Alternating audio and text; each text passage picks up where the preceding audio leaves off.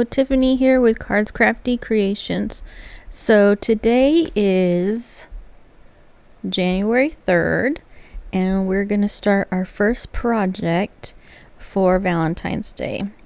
And as I was doing some research a little bit ago, I am behind when it comes to Valentine's Day products. I probably should have them on my store already or going to the store here shortly, and I am still in the process of making them.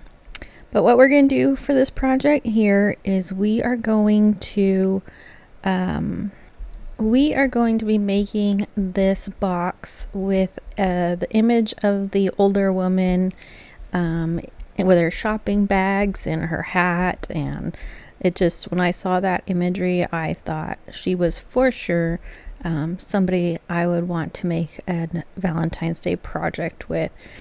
I got this box at Michael's ages ago in their like discount bin area that's up by the register, and I think it's like $1.99 or something. It's intended to hang in the landscape format, but my image is gonna be portrait, so I'm going to do it that way. In the video I cut the string off, and later on you'll see me remove the excess parts that were stapled on, but I haven't removed the hanger yet, and I still will need to do that, but I will not do that on the video. I just couldn't find my screwdriver to do it. So I'm gonna be painting it. This is just folk art. I think it's antique white matte finish paint, which is good because things will stick to it better. And I am not intending to saturate this wood or cover it completely, more like a kind of a wash of the paint so that it leaves some of that wood texture and wood color showing through it. That way it doesn't have to be perfect, and it's not going to take an eternity to dry, but it helps me to get on with my project and gives that, I like doing that because it gives it another layer of dimension and visual aesthetic instead of just being solid, painted solid. I will paint things solid, but this project I didn't felt like it needed it. So I'm gonna head and finish up that, and then we will go and measure out the image to cut down to fit inside the box. So today was my first day, actually no, not today, yesterday was my first day back to work since being off for the Christmas break. And as I've mentioned in other videos, I am an accountant is my day job. And yesterday, I'm saying today because I'm recording this Thursday, but it's gonna post Friday, was the first day of tax season. And for all accountants out there, you know what that means. That means back to work. We do about 5.5 days a week. It just depends. Saturdays are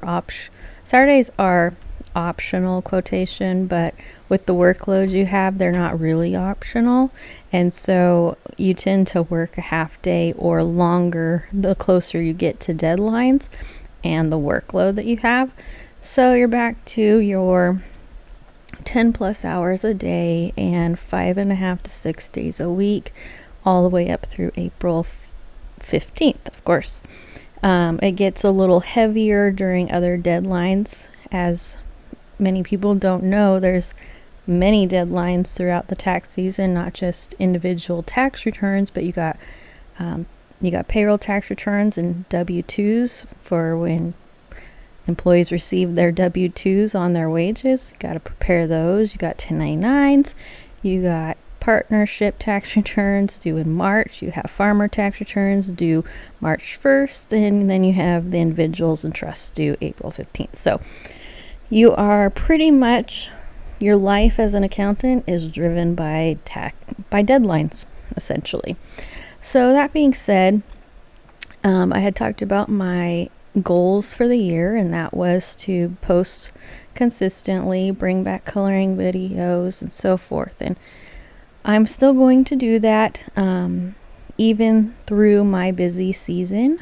I will be spending my weekend time that I actually have trying to get projects made and videos posted on YouTube. My plan is to do every Friday. But because it is my busy season, we'll see how that goes. But I don't intend that to be an excuse to not post things. However, if some day is just too much because I have deadlines coming up and I can't get one out, I apologize. But it is my goal to still try and get them done. So on the weekends, I'm going to try and work really hard on getting projects made in advance and get them posted out in a timely manner. I was looking at deadlines to post things, or like how to plan your holiday releases and things like that. And I guess I saw what I'm a person who just wants a pattern to follow. Like somebody has to have figured this out already. If you're going to do Valentine's products, you should have them out and about by this day. You should be running a sale on this day, or Easter or Mother's Day, and I am always behind, like always behind. In fact, I didn't even post Christmas stuff this year, even though I made so much Christmas stuff, because it took me so long to make. I didn't make it early enough, so by the time it was time for me to post, it was too late. People weren't shopping Christmas anymore, so I am like forever behind.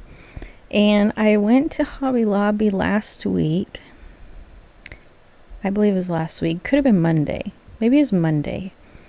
And they're already putting Valentine's Day stuff out. And I'm like, oh gosh, see, I'm already behind because I just made this project and it's not even on my Etsy store yet. So I'm trying to get ahead of the next holidays, which I just read that St. Patrick's Day should be posted in February. So it's almost like I have to work on Valentine's and St. Patrick's Day together because I'm already behind. So it's my goal to not be behind this year. And I'm really going to work on trying to do that so that when you see the videos that I am posting, the product will actually be on Etsy for purchase. So unfortunately this one is not yet, but it's my goal this weekend to take the pictures and get it on there. So I would really like to have it all done and posted before the videos come out. So that'll be my goal. I'm going to try and do that even though I'm in my busy tax season time of year. So anyways, this image, I'll go back to the project here. So I pretty much just add a bunch of stuff to it that is pink and to me represents Valentine's Day. So even though the lady has shopping bags, just her outfit to me just aesthetically says she's having a great outing on Valentine's Day, or she's shopping for her Valentine. And it was just, that's what I saw when I saw it. And maybe it's because her skirt looks like it has hearts on it, even though it's not. It's like just blobs of pink, but that's what my eye saw when I saw this. So all I did was add some actual flowers to her hat, and I gave her a little flower, like I would say, like, it's not a little, like a, what are they, a brooch, like a flower brooch. For females it's brooch. And then I added a heart sucker from I got the Paper Studios Valentine's, I don't even know if it's Valentine's collection pack. I don't know the name of it, but it has Valentine type items in it. All kinds of different things. The bows, the heart lollipop, this cupcake, which, because it's pink, then my mind said it's a Valentine's cupcake. It has a strawberry on it, which is heart shaped. So that's just where my mind was going with this. And then, even though, you know, cupcakes usually represent birthdays, but for me, it represents Valentine's today. And then these are these wooden hearts that I just got online and took some ink and colored them with my stamp pad. and a foam blending.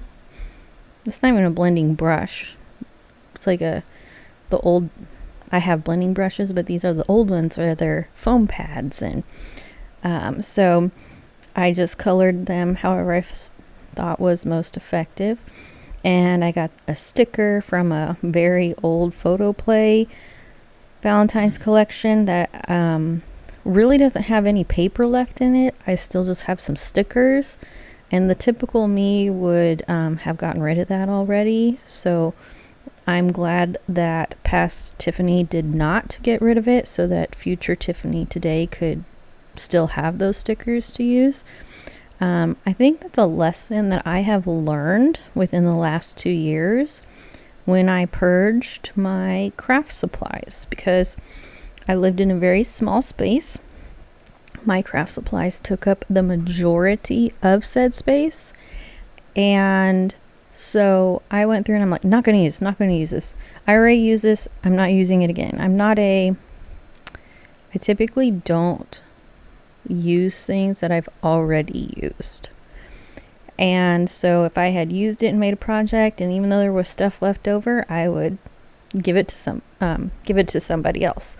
I have some people that craft that I tend to give my stuff to when I'm done with it, or I'm not going to make anything, or I'm not inspired by it anymore. Well, what I have learned is I can't do that. I need to keep it. I need to keep everything, because I kid you not, I made one thing with a mermaid collection pack I had, and then I gave the rest away, and then all of a sudden mermaids were trending, and now I had no more mermaid collection pack, and I had to go out and get mermaid collection pack. So these are things, and this did not happen just one time. This happened many times. So this is something I learned. I have to just keep everything. And I saw a meme the other day that said, keeping craft supplies is not hoarding. And I think I agree to that, because they really do have a purpose if you put them to that purpose, if you actually use them. And I've been making so many projects for the markets and stuff that I have actually been using a lot of product. So anyway, back to the picture or the project. So that was it was like a dimensional sticker that I got from Hobby Lobby. They're really cute because it's like they're dimensional, and it has like waffles and cupcakes and donuts, and this one was a strawberry, and I think it says love. There's nothing in them. They're just like puffy. They're filled with air. I don't know. And then I took this is Nuvo glitter drops, and those are kind of, we've had these a long time, these glitter drops, and as you saw, it was not working. It was not coming out. I had to take it apart, and it had probably a crystallized glob stuck in it, and I was trying to dig it out and kept breaking up on me, and I finally just turned the camera off and went and unclogged it, and then when I did that to squeeze the glob out, it also squeezed out a glob of the glitter. So that's why I'm putting it on with my finger, because I wasn't going to waste it, and this is essentially what I was going to do with it anyway, so I might not have used my finger to spread it around, but I did. And then I end up getting a paintbrush so that I can actually put it on her shirt and her flower and her skirt, and so that was kind of fun. I don't normally use these, but I have recently been having a lot more fun with them. They really do add an extra. I think it's because I'm too impatient. I do not want to wait for things to dry to carry on with my project. That's what it's all about. But they're so effective that I need to get over not wanting to wait for it to dry, because it really does add a great texture and another layer of that's